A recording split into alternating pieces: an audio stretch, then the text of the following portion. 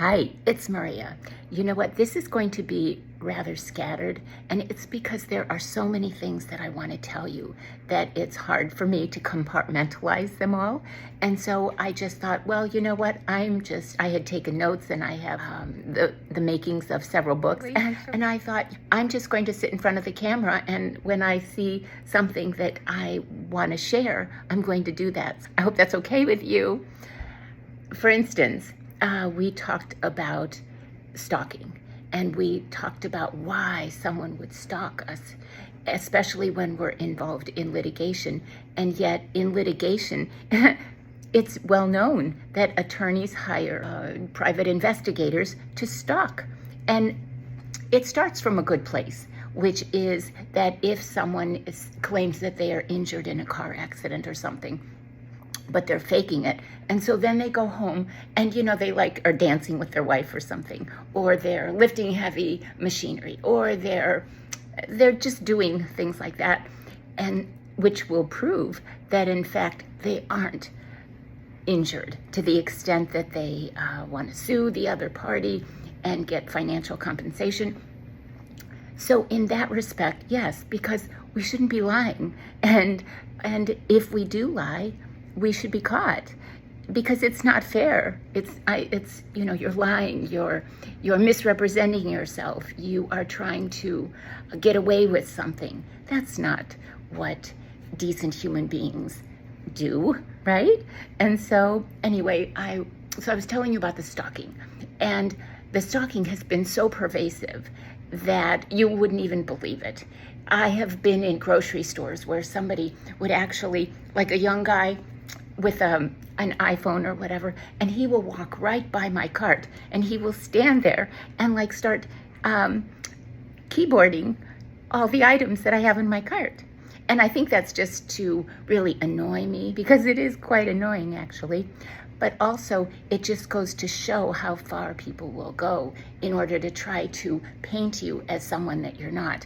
It's the smear campaign, and we don't even imagine that stuff goes on, and yet it does, because the opposition, the opposing party, pays people to harass us. And those people that do the harassment are also known as flying monkeys. And they are, remember the Wizard of Oz and the Wicked Witch of the West? Well, she had flying monkeys to do her dirty work, as she was cackling, and trying to harass Dorothy. But in any event, we are stalked. And I'll tell you that even when I had a dental appointment and I drove to the dental appointment, in the parking lot, I saw my sister's car. Yeah, and it was maybe a 9 o'clock appointment or something. So she was there. She doesn't go to that dentist, but she went in order to try to encourage the dentist to create maybe extra dental work, which wasn't necessary, or just to tell him that they needed to put this anesthetic rather than the other anesthetic. Maybe would have had more deleterious effects. So anyway, it wasn't good. And the fact that she was trying to speak to my healthcare providers, I find absolutely frightening. So she also did that to a cardiologist. I went to a cardiologist, and as I was leaving there, I got in my car and I was backing out of the parking lot. And then all of a sudden, and this was about an hour away from my residence at the time, and all of a sudden I see her car, and then I see her daughter's car, and they both exited the parking lot at the same time as me and followed me onto the expressway, and then kind of were straddling me. And then once they knew that I had known who they were, and that I realized I was being stalked, and I was supposedly, really nervous that she would do that, I really didn't care. It's just that the intent was so malevolent. I didn't want her to create an accident or something, which is maybe what she was going to do, but I don't think she wanted to ruin her car. She would have hired some other guy in a dump truck or something. Anyway, they followed me, And then pretty soon after they were confident that I realized who they were, then they continued on. But that's the kind of harassment that I was talking about.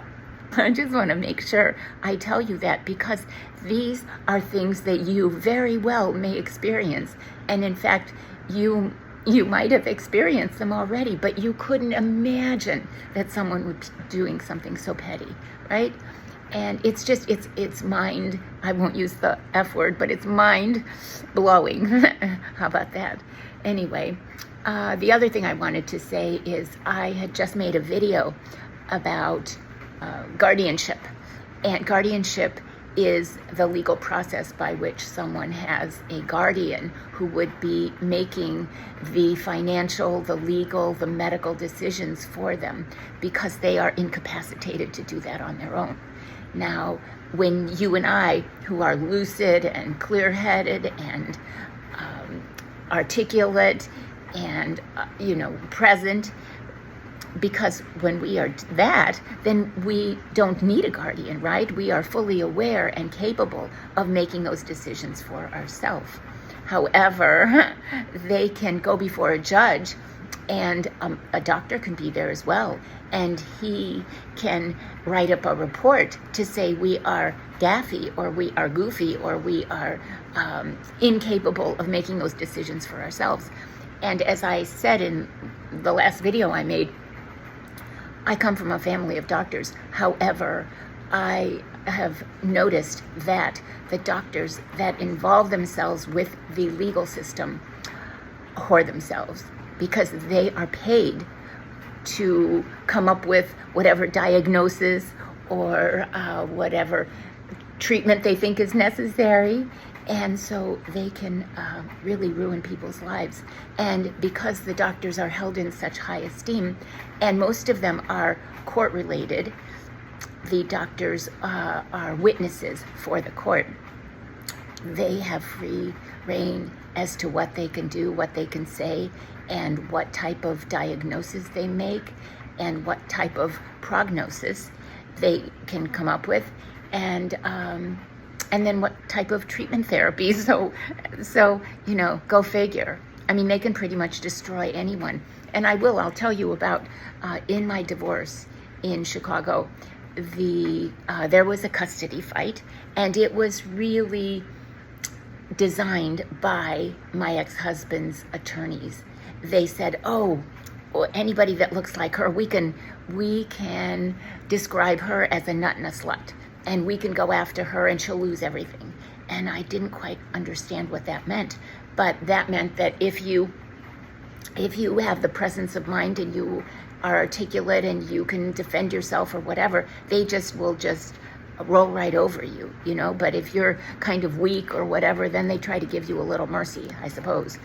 But after they've destroyed you. However, the nut and the slut I was telling you about. And so the court-ordered psychiatrist ended up being for my ex-husband, because he was involved with the judge and the children's attorney and my ex-husband's attorney, and so attorneys. And so I was kind of left on the sidelines, right?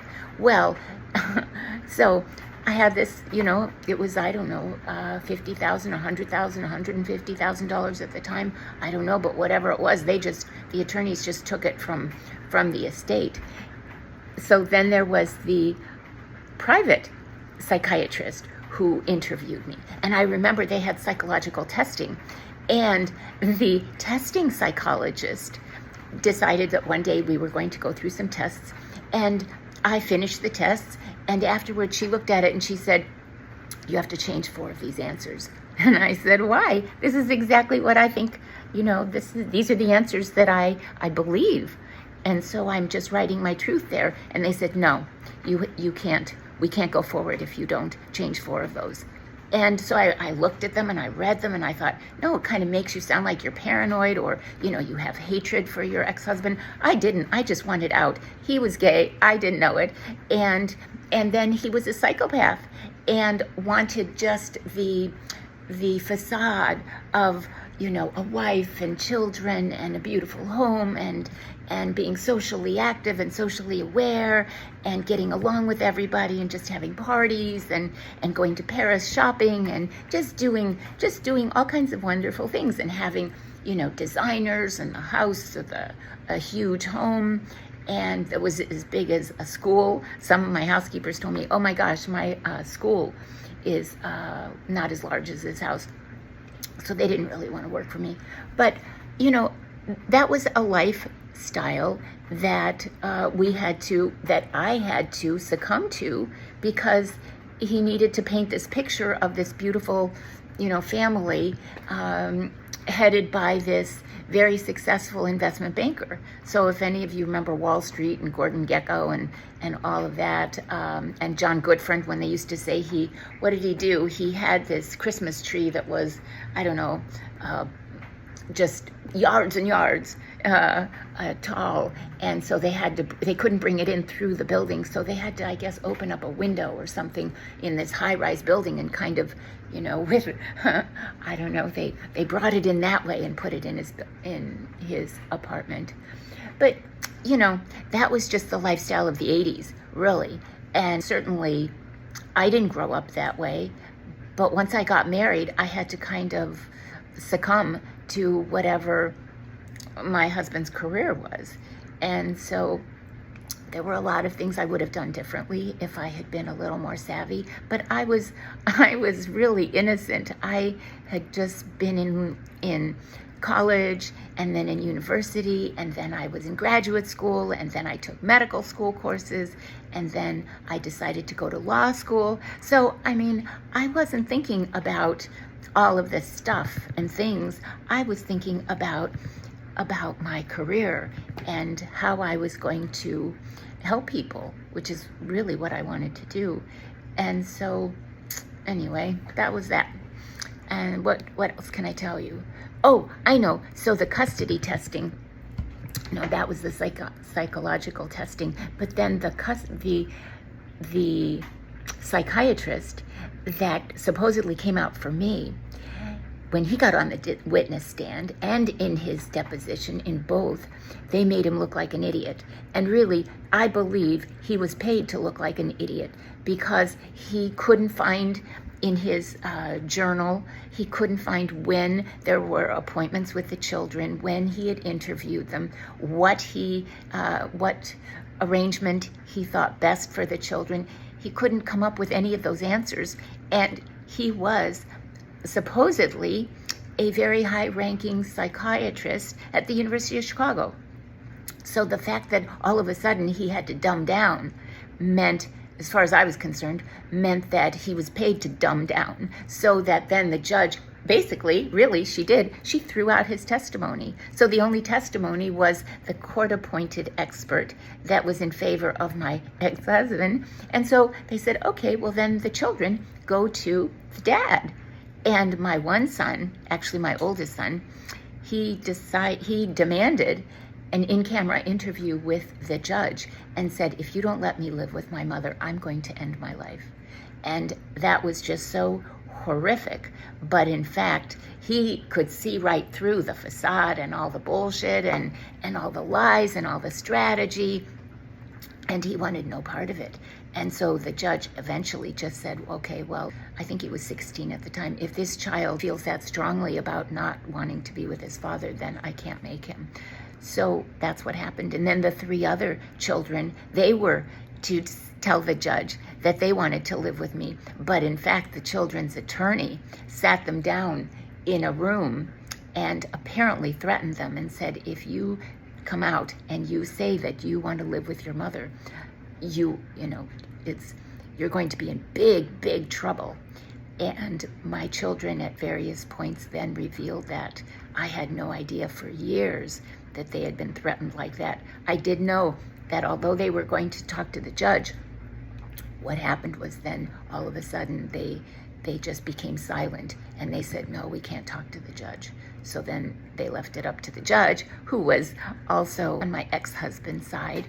After all, my ex-husband used to say, well, it was when we went to court and then we would I would come back in order to take care of the children. And my ex-husband used to stand in the driveway going like this, like, I got it now. And he would say, I know the judge, and I know the judge's uncle, and I know everybody, and you're going to lose, and you're the stupidest person on the planet if you think you're going to come up against all these, my whole group. And I didn't think I was going to prevail going up against all of them, but I had no choice. When someone initiates a custody fight, you can't just lay down and die. You have to try to explain some sensible logic as to why you want the divorce, because he's a pathological liar, and because he's a psychopath, and because the court-ordered social worker and mediator, she said, Maria, don't just walk out of this marriage, but run as fast as you can, take your children, and don't ever come back. And I found that just very, very disconcerting, because I didn't know what to do. I didn't know where to go. They have locked me out of my home because one night, here's another story. One night we had gone to bed and I stayed in my daughter's room. She had a large queen-size bed, and so that's where I was sleeping, and my ex-husband took the whole master bedroom suite with all that stuff. We went to sleep, and about 2 o'clock in the morning, my daughter's bathroom was right next to her bedroom. And so all of a sudden we heard toilets flushing, and we heard screaming and yelling and things like that. So my daughter and I awakened. So I opened my eyes, and my ex-husband had a pillow right above my head. And I started to scream. I went, ah, not scream loud, but just vocalize. And so I said, what are you doing? And so he said, I'm going to get you out of this house. And so I said, don't worry, I'll leave. So the next morning, I packed up the children's things and my things, and just some, like in an overnight bag. And I went to my parents. They had bought a condo, a summer condo. They lived in Florida most of the year, except in the summers they came up to Kenilworth because my children were out of school, and when they weren't in camp, then my parents wanted to love on my children. I ended up moving there, and then his attorneys went to court and they said, Judge, this woman is so crazy, she abandoned her house. And they said, since she abandoned her house, obviously she doesn't want it, so let's lock her out. So that afternoon, they had all the locks changed, including the locks to my closets and things like that. So I really had like no clothes for a while and things like that. But that's the strategy. That's how they get a woman, or even a man, out of the house.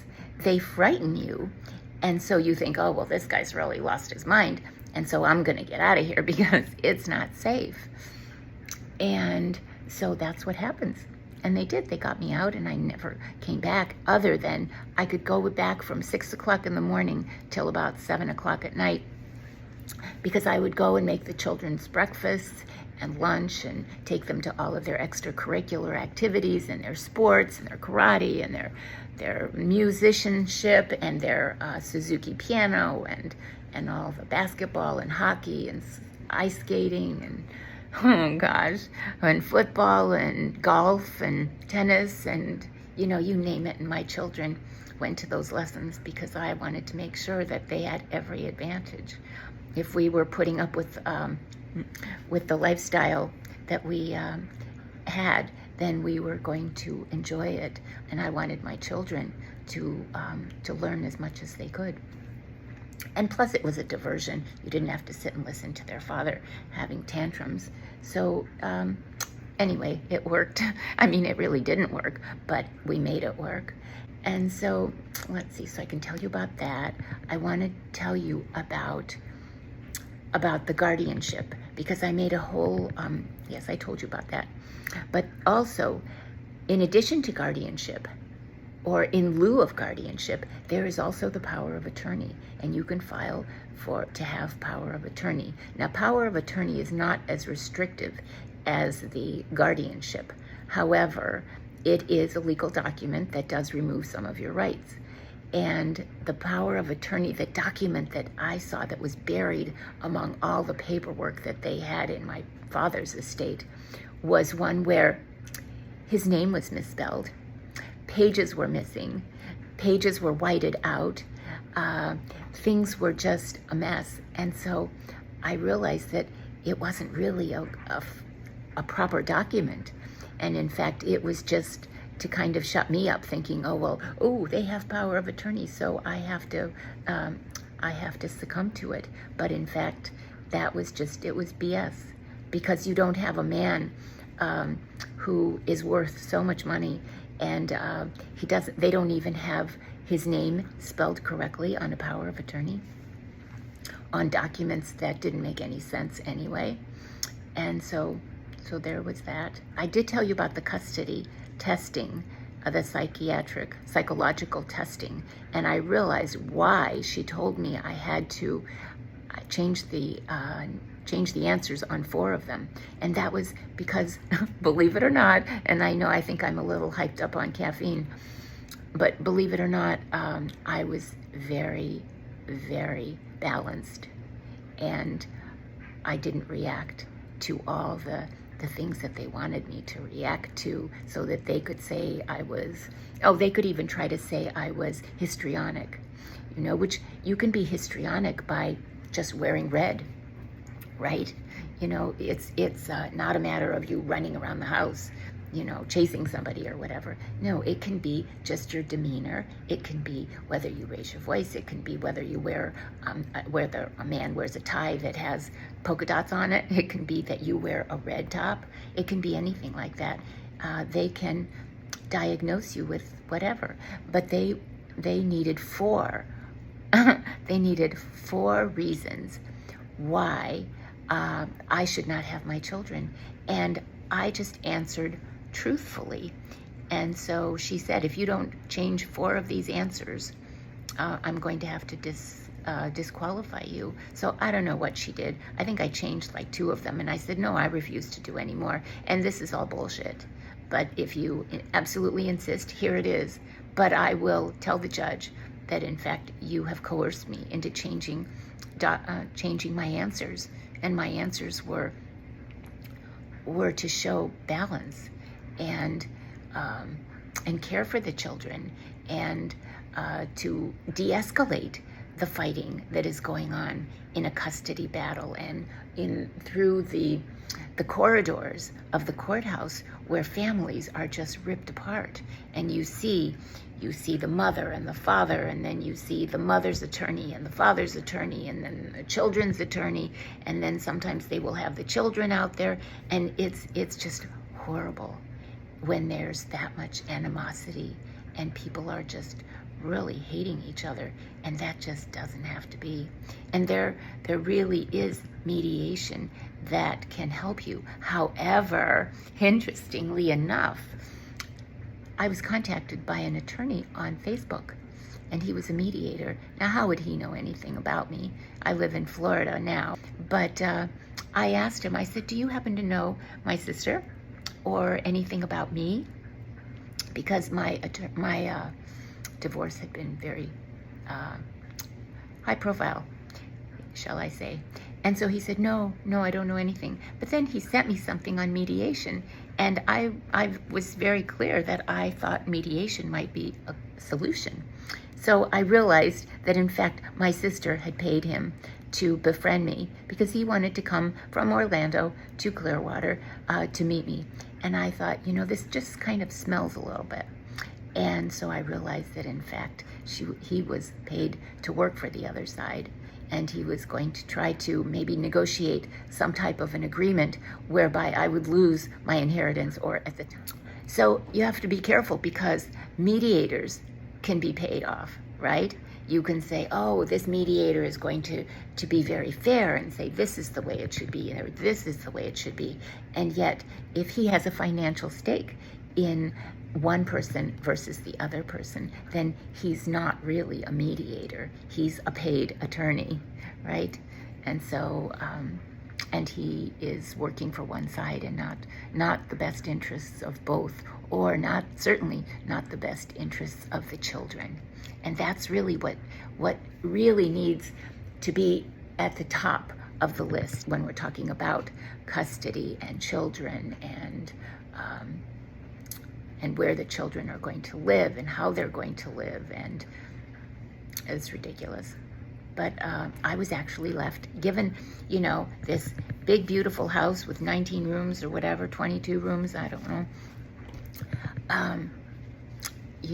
I ended up I had to live with my parents' condo, in my parents' condo. And I lost, I lost everything.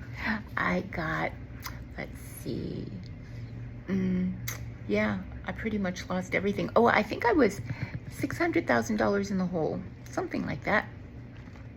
And the attorneys took most of it. See, the attorneys then take control of the assets. And in fact, they do that before they even sign on to be part of the legal team. They have access to those funds. And so, and even the children's attorney.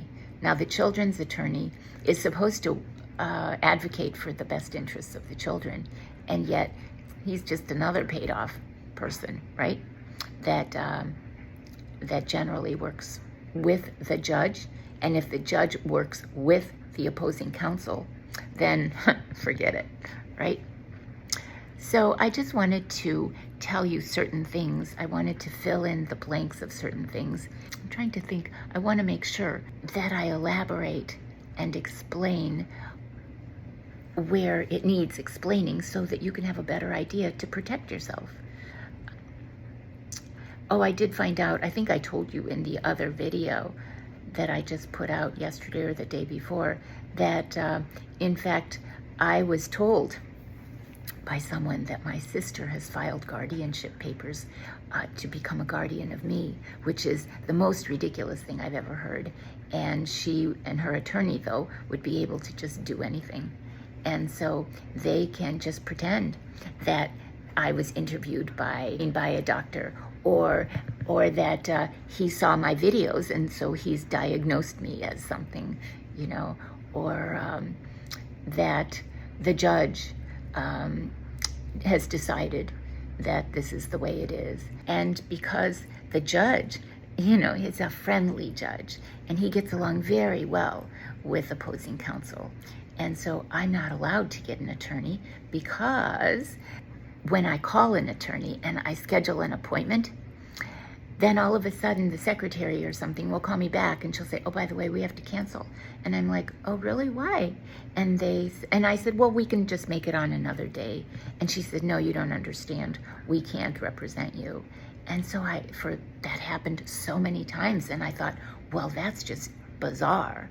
And then what I found out is that because I am so monitored, and she and her attorneys and her private investigator, they know everybody I talk to. So if I call ABC Law Firm and I say, you know what, I'd like to schedule an appointment to see about representation if we're the right fit, what'll happen is she'll call me back and she'll say, yeah, we have to cancel. And I'll say, well, we'll just do it on a different day. And she said, no, you don't understand. And so what happens is that I realize that my sister's attorneys call this new law firm and they say, don't touch it. And when they say don't touch it, then I don't have that legal representation. And so I can go through, 10 attorneys. I can go through 20. I can go through 30. I can go through 40. I can go through more. And in fact, I have had that many conversations with attorneys that say, Maria, we'd really like to represent you, but we can't. And I'm thinking, well, I live in America. Aren't we all afforded legal representation? How can I possibly represent myself? How can this result be anything but criminal? How can we move forward where both sides have legal representation? How can it be anything but corrupt with collusion and all kinds of payoffs and payouts and things like that? How can anyone deal with the legal system alone. They just run right over you. And so that's something that we need to really figure out how to best support humanity, how to help human beings when they are assaulted with legal issues that sans an attorney, they just can't possibly deal with. And so that's how it is. So I don't have an attorney. And because I don't have an attorney, they don't even send me copies of any types of legal memorandum. I get nothing. They act like they don't know where I live because I'm homeless. And because I'm homeless, it's because they took my home, and my sister wanted not one condo, but 2 condos, because my parents had 2 condos, one for Maria, one for my sister. And yet my sister gave her condo to the sheriff. And by giving the condo to the sheriff, they had an auction where my sister and my ex-husband bought the condo. And they bought it for $100. And then they fixed it up, I guess, and then they sold it for about $500,000. And so then I had my condo, and that's when, you all know that story, that I was in Brazil at a spiritual retreat for a couple of weeks, and then I received an email or several emails from my sister's attorneys saying, don't bother to come home because you don't have a condo, you don't have a home anymore, and all of your things are taken, and you'll be out on the street. And if you come near your condo or the building where you had lived for the last 10 years, we're going to have you physically removed. Yes, we're going to say that you are trespassing, right? So there's that situation. So that's how I became homeless. And if I became homeless that way when I had, a condo full of just beautiful, beautiful things that I had gotten from around the world, or whether it was just trash that I had gotten, it doesn't really matter what it is. The point is that it's mine, and I paid for it, or they were gifts or whatever, but my sister has absolutely no right to touch anything that was mine. And yet, with an attorney, they go to court and they just say, Judge, this is, it doesn't have Maria's name on it. Yes, the other document might have had 50-50, Maria and her sister. And yet, Judge, look at this document. It says her sister gets 100% and Maria gets 0. So then I came back and I had no place to go. And then I ended up going to a homeless shelter because I couldn't get $1 anywhere. They drained my accounts, they took my clothes, they took everything. And all of a sudden, they put me out on the street. And my 4 children, I have to tell you, my 4 children, I don't know what they did. I guess they sat there watching this go by. And then, I realized that they want to be with the winner, right? Because it affects them. So if they go with my sister, she's got 1 condo and the money from the other condo and whatever. And so she can provide for them. I couldn't provide for them. Where was I going to get some money? They had totally obliterated me, right? And so I understand that that my children took the path of least resistance. And that happens in divorce. Because when you have like one side that's kind of like a blowhard, and they go and they act like they're going to take over, and they have all the power and the control and the inside, to the judge and the experts, then the other person just looks weak. And even though they might be strong in their own right, when they are confronted with that type of energy that just will decimate anything in its path, it's like a hurricane, right? Or a tornado. And so it will just totally level the other side. And so that's what happens. And generally it's the woman who becomes just putty in their hands, actually. So anyway, the other thing I was going to tell you, there's so many things I want to tell you. The other things I was going to tell you is that they're smear campaigns. So when I talk to someone and then my sister and her attorneys and her private investigators or whatever, then they call someone, maybe I've met someone, and so they'll call that person and they'll say, oh, you know what, we just want you to know because we're following her, and we're following her because she's a dangerous person, and we want you to know, you know what, we're looking into prostitution, we're looking into mental illness, we're looking into child abuse, we're looking into, IRS infractions, we're looking into all kinds of criminal things. And so whoever I've met just goes, oh, that's, well, gosh, I just had no idea.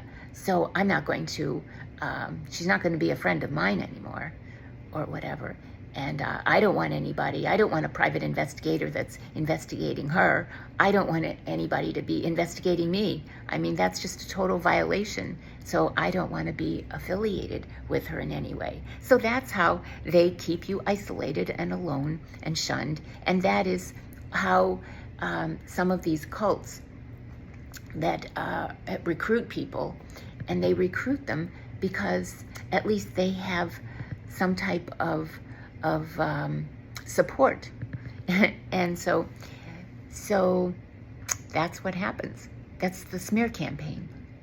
There really is no getting around it. I mean, I was told that they said I was a druggie, that they said I was a drunk, that they said I was a prostitute, that they said I was a catfish. And again, I still don't even know what a catfish is, but yeah, anything sticks. You know, they just put the label on you, and then good luck trying to talk your way out of that one, because they think you're too stupid and they think you don't even know that this is going on. So they just kind of stay away. And you know what? You can't blame them. You really can't, because in this day and age, you don't really know who's authentic and who isn't. And so it's just important just to realize that this too shall pass, and you can only do so much. And if people are going to doubt your integrity, then let them, because there's no other choice. When you deal with, what did they say? You can't fight City Hall? Yeah, well, you know what? You can't fight City Hall. And then it's not just City Hall, it's everywhere. And I mean, I have gone to the mayor's office, I've gone to councilman meetings, I've gone to commissioner meetings, I've gone to Tallahassee to meet with DeSantis. I've written to Trump. I've written to Vance. I've written to Elon Musk. I've written to, I had written to Biden. I had written to, I don't even remember who was his vice president. Oh gosh. But I had written to everybody. And I had written to senators and congressmen and mayors, governors, all of them. I had written to them. And nobody cares. They really don't. And so, and in fact, one councilwoman, I had written to her, and well, actually I had called her. And so we were talking, and so she said, I want to carry on this conversation. And so we said, well, let's meet for coffee. So I said, okay. So we were going to meet in like an hour or 2 hours for coffee, and in downtown Clearwater. And all of a sudden I didn't hear back from her. And I thought, well, I'm not sure if we really, finalize the time or the location or something, because she didn't call me back. So I called her and I said, are we still going to meet? And she said, no. She said, actually, I realized that I shouldn't be meeting with a constituent or anything because, they can be dangerous. You just don't know if they're what their mental capacity is. And so it's not safe for me to meet with anybody in the public eye or in the public. And I thought, Okay, so somebody told her I was some serial killer or something, right?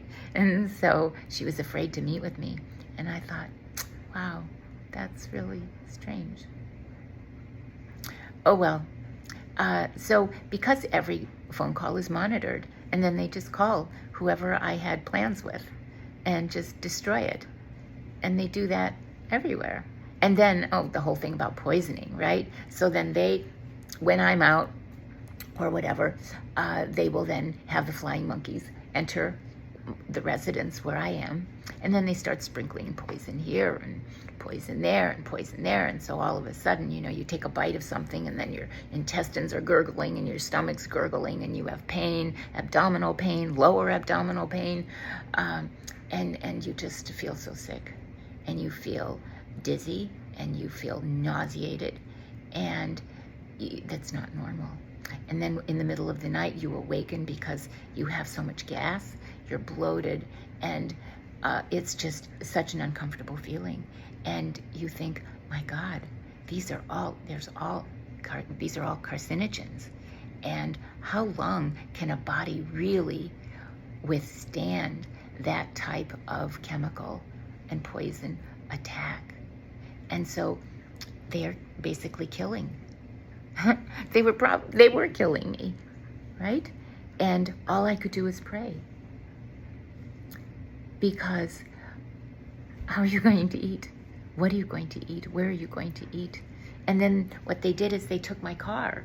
They sabotaged my car, which is a whole other thing. I had this Hyundai, and I picked it when I leased it. I noticed that there was a bullet hole dent in the passenger side door. And I mentioned it to my salesperson, and I leased it, so my leasing person. And so he said, oh, don't worry about it, just bring it back and we'll fix it. So the next time I got an email that said you're due for an oil change.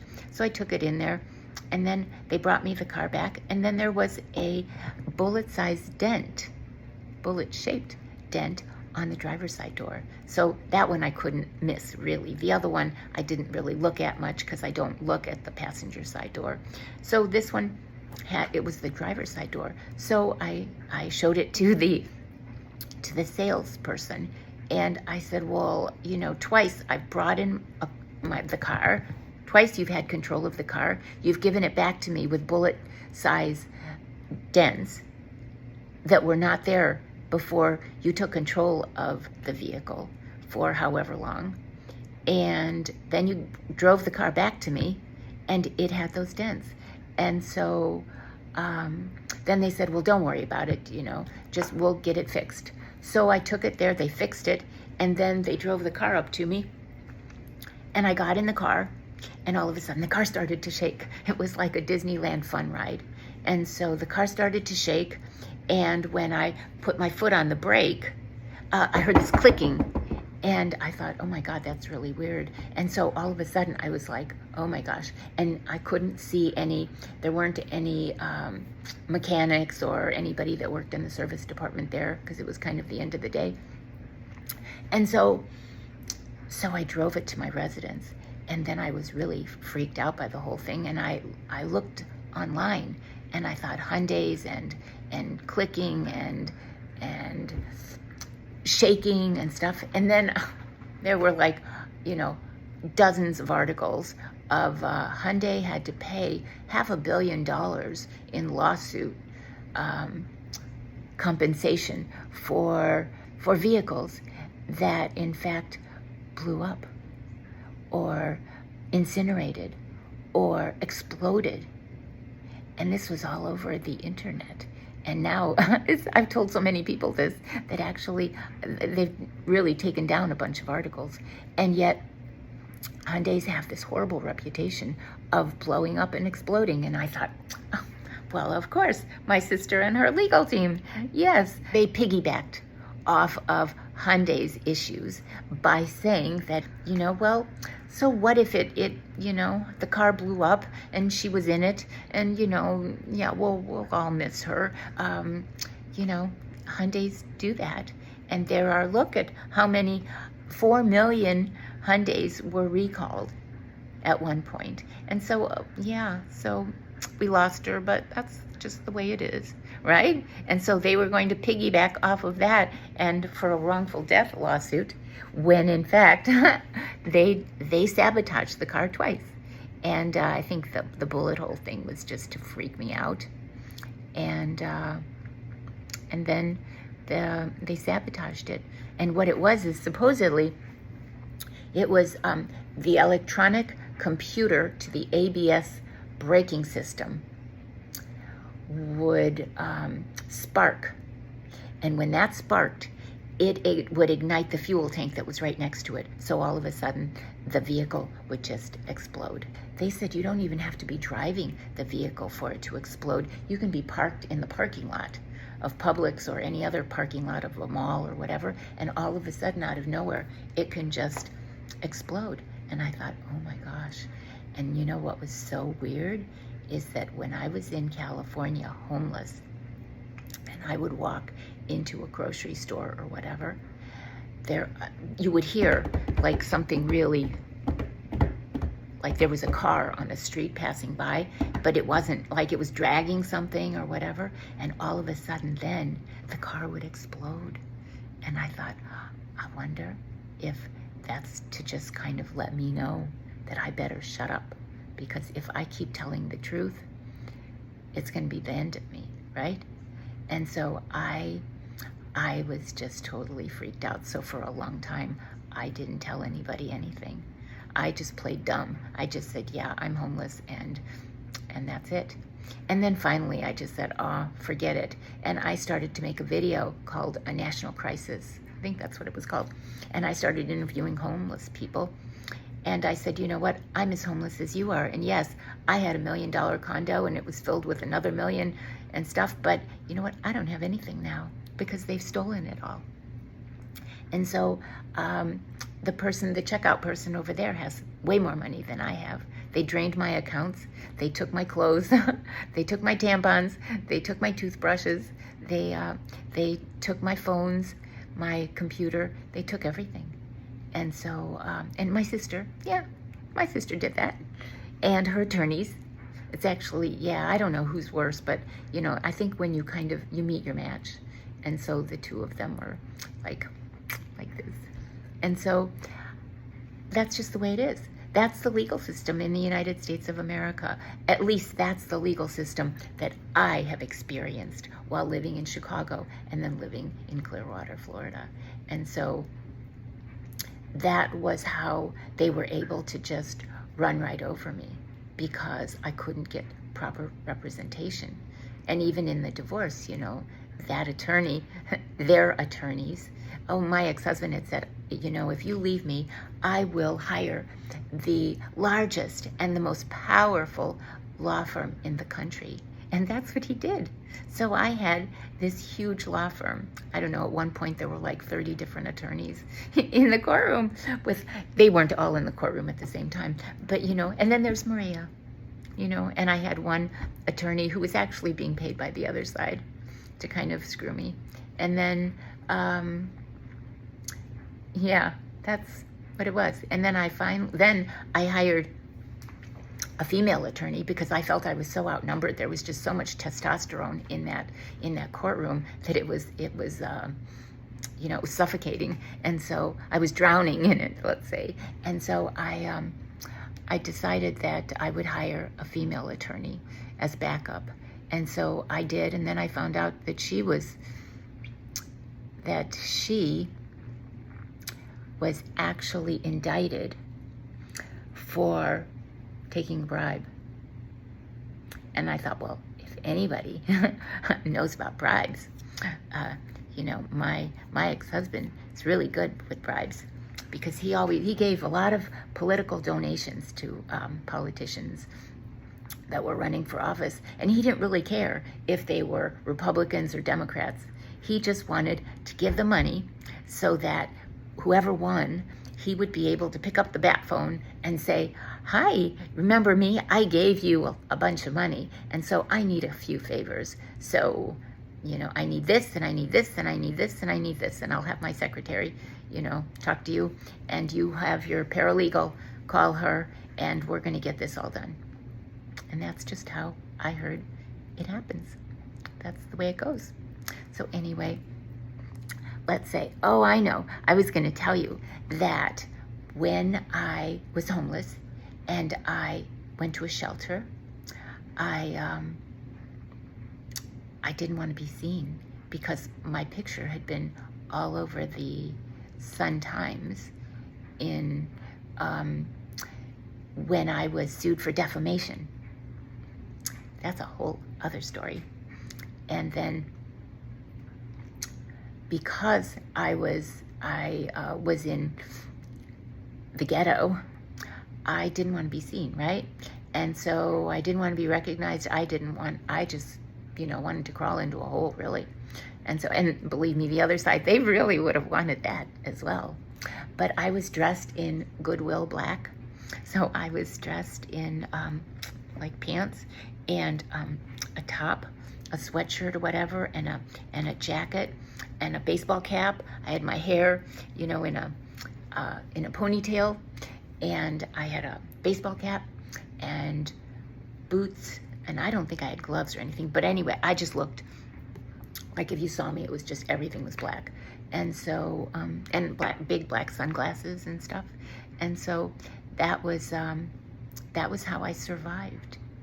And then it was just amazing because they told me that I had to leave the shelter because I was interviewing homeless people, and they didn't really want that information out. And so I was told to leave, and I was told to leave on Halloween morning in the ghetto. And so in the ghetto, they were firecrackers and all kinds of things, and people said, be very careful. So they said, go find a car someplace and just lay on the ground because they'll get you. And I thought, oh my gosh, what am I going to do? So there was a girl that was also kicked out from the shelter, and she had 2 little boys. And so I saw her as I was walking down there and thinking, what am I going to do? Oh God, please. I know you're going to help me. What am I going to do now? And so she said, you know what? I just got some Section 8 housing or something. You can stay with me until you can find a place. And I thought, oh wow. So she didn't have it until the following morning, but I did. She let me stay there that night with her. And then the following morning, I moved some, couple bags that I had there, and then I lived there, and then I met people through churches, and they really saved my life, truly. And so if you ever have a chance to help someone, please help them, because you have no idea what their story is, and you have no idea the cruelty and the psychotic behavior that they have had to witness and they have had to endure by others. There is just, it makes no sense at all.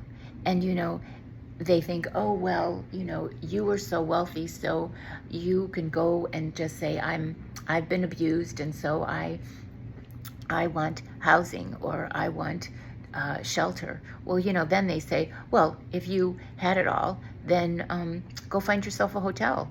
And I'm like, but I have nothing now. They took, they just drained that, and including, and I'll tell you this part, my father, when I first moved to Florida from Chicago, my father had invited me, and he said, we really want you to come to Florida and be with your mom because she's not feeling well, and, we love you and we want to spend time with you. So I did. I came to Florida. Wait, what was I going to say? Let's see. So I came to Florida, and my father said, you know what, I know your sister's going to cause a lot of trouble. And he said, just protect yourself. And so he showed me a Merrill Lynch statement. And so it had 2 IRAs. One was in my father's name and one was in my mother's name. And he put me as sole beneficiary to both of them. And he said, no one can touch this. IRAs are sacrosanct. They cannot take this from you. So one of them had, a few $1,000,000 in it. And so he said, so that should cover you for until if there's litigation or whatever. It was a very large account. And so he said, everybody knows about it. My broker knows about it. Your sister knows about it. Everybody knows you are the sole beneficiary to these 2 IRAs, even before you get into the rest of the estate. So I went to Merrill Lynch years later, after the whole thing with the homelessness, and then I met some people and I stayed with them. And I lived with 33 different people, different families, and different situations, and they saved my life, truly, because if they hadn't helped me, I don't know what would have happened to me. So I went to Merrill Lynch. Actually, it was in Arizona. I was in Arizona living with a videographer and a photographer who was helping me make my videos that are on my website, mariahady.com. They're spiritual videos where I dress up in costumes and we talk about spiritual things and stuff. I thought it was just fabulous. I had a great time doing that. So I went to the Merrill Lynch office and I said, my father told me that I am the sole beneficiary to 2 IRAs that are in his accounts. And so they looked it up and they said, well, no, actually, your sister's name is on them. and I thought, oh, wow, now what do I do? And so I thought, okay, what can I do? And she said, well, you need to get an attorney, and a Florida attorney, who will then subpoena the documentation, and then they can straighten it out. And so I thought, oh, of course I can go get an attorney in Florida. I mean, I've only interviewed 50 or so, and no one wants to work for me. No one wants to go against the powers that be, I suppose. And so that was, what was that, 2017, something like that, when I lived in Arizona. And so, she's just eaten right through that IRA or that account that was mine. So here I am. My father died in 2010. My mother died in 2011. There was this huge estate. We were both co-trustees. We were co-personal representatives. We were co-beneficiaries. We were co-everything. And all of a sudden, after that happened, her attorney said that I can't have anything to do with it, that I was just totally written out, that nobody even knows, where I live or what I do, or they believe I'm homeless, but they don't really know. And so I thought, isn't that a joke? So when you have a dirty attorney, or a dirty law firm, or a dirty mediator, or a dirty anything, a dirty physician, a dirty, I don't know, mayor, councilman, governor, president, I don't even know. All I'm saying is that, and I don't believe what I just said, I do believe that there are people that have ethics and that want to see better treatment of all human beings, not just the ones that can get on YouTube and explain some of the things, because there are so many people that are suffering in silence. I mean, for the longest time, I had no phone, no computer, and really, so that's just the way it is. You just lose. Oh, I was going to say that, in fact, what I do believe is that I had an Uncle George that was just my very, very favorite person in the whole wide world. And he had a picture of me on his dresser, even though he was married and had 2 sons. But as a little girl, I was like, I don't know, 3 years old, 5 years old, or whatever. But my Uncle George and I just had like this soul connection. And he was a Notre Dame math professor, and I loved him more than anything. And all of a sudden, he died. And it was something with his medication. The physician changed the medication, but then didn't change the other medicine. And so what happened was he had a stroke. and he was brilliant. And he had the highest score of anyone who was admitted to the University of Chicago at the age of they wanted him to go at 15, but then they said, no, you were too young. So he'd have to wait until his 16th birthday. But he was just so brilliant. And he and my Nana, this little Greek lady who was my mother's aunt, and she helped raise me because she was always there teaching me things and loving me, and it was wonderful. And so they both died very strangely, and so I do believe that in fact people who are around us, who love us, and who we know we go to for support, the other side wants us not to have any support. So they can just somehow get rid of people. Yeah. And in fact, my father had a cousin who wrote up his will and trust and would work on amendments on it or whatever my father needed.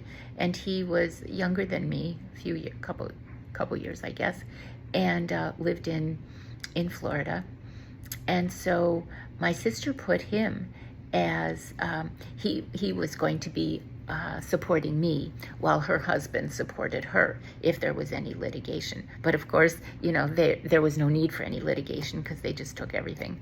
So, but all of a sudden, when I had made it clear that I was coming from California to Florida so that I could delve into the paperwork and read the documents and see exactly where the holes were, because there had to be holes, because it was so patently corrupt and illegal.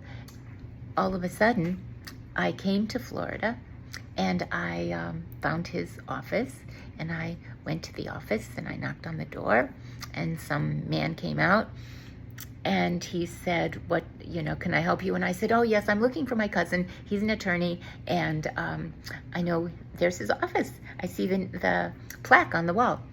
And he said, oh no, he just died. And I said, oh my gosh. And so he was supposed to back me up. He was my support system, supposedly, while my sister had her husband. And so I thought, very interesting how people in our environment, they just disappear. And this is not to frighten anyone. This is to awaken us that this is the state of our planet. This is the state of humanity. This is how unevolved we have become, because evolved human beings want everyone to flourish. Evolved human beings see the light in everyone and see the goodness and the kindness, and they don't see the separation. They see the unity of all of us. We are all one big human family. And so to have this much divisiveness, to have people pitted against one another, to have children torn from their mother, to have children witnessing the animosity of divorce and just the hideous nature of the lying and the cheating and the stealing and the portraying people as evil and mentally ill and things like that people just go around. They will ruin you. They will say that you are crazy. They will say that you are a slut. They will say that you are a whore. They will say that you are mentally ill. They will say that you are a catfish. They will say, all kinds of things. I mean, really, what is that? These people look in the mirror and they are proud of who they are. And do you think, well, I personally, I'm not religious, but I am very connected to Jesus because I just love him. I just know that he's within me. And I believe in the saints, and I believe in, I was raised as a little Greek girl, And I don't necessarily believe the priests um, as being infallible or whatever. I know Catholics believe the Pope is infallible, and so I don't know. I don't, I'm not so wild about the priests because I think they can do some things that aren't exactly right. But that's not for me to judge anybody. I don't really care what people do as long as they leave me alone. We have to take a look at ourselves. We have to see who are we? We're on this planet for such a short time, and we miss out on so much. When we drown in negativity, when we drown in anger and hatred and isolation, and it's all about, beating somebody else and winning, and, the larger the win, the larger the loss for the other side, who may have done nothing wrong, who may have been the little angel that was persecuted. And so when we understand that people are suffering, little boys, little girls are taken advantage of, adults are taken advantage of. There are, killings and murders and kidnapping and trafficking and all kinds of things like that. And so it has to stop because we are self-destructing. And it just need not be, because we need to see the good in everyone. Everyone, we are all living beings, and we all have the opportunity to do the right thing. We all have the opportunity to see who we really are on a soul level. And so forget all the riches and the possessions, and somebody's going to go through all of that just to take our tampons. I mean, really, when you think about it. And I haven't needed a tampon in quite a while, but I guess I'm at that age. And so I just think that we need to respect one another. We need to help one another. We need to be that light to help others, so that they can see themselves, because no one would really harm another unless they really hate themselves. Because why would you do that? Like, what kind of a monster are you? And so I just can't even imagine how people function in a world where they see nothing but ugliness, and they see nothing but the opportunity to harm another. I mean, that's pitiful, that's shocking, that's frightening, that's revenge, that's a sickness. And so here we have, the flooding in Texas now. I was just watching that, a news report on that. Now the death toll is up to like 82, I think, and most of them were little children, little girls who went to a camp. And when you think of that, you just think all of this petty squabbling, all of this bullshit, and that's all it is bullshit. And people try to frighten one another, and they're threatening them, and they're following them, and they're, it's gross. It's just gross. When we can really learn to coexist and live as one human family and help one another rather than destroy one another. Well, anyway, I'll get off my soapbox. But I really do. When I think of the puppies and the cats, the kittens, and the babies, they say there is no ugly baby, there is no ugly puppy, and there is no ugly kitty. And there is no ugly anything. There is no ugly butterfly. There is no ugly bird. There is no ugly seagull. It's just, there are so many wonderful things. Like, go volunteer at a shelter. I wish I could do that. I did that actually in Indian Rocks. No, it was in, where was that? Anyway, it was in California. I did.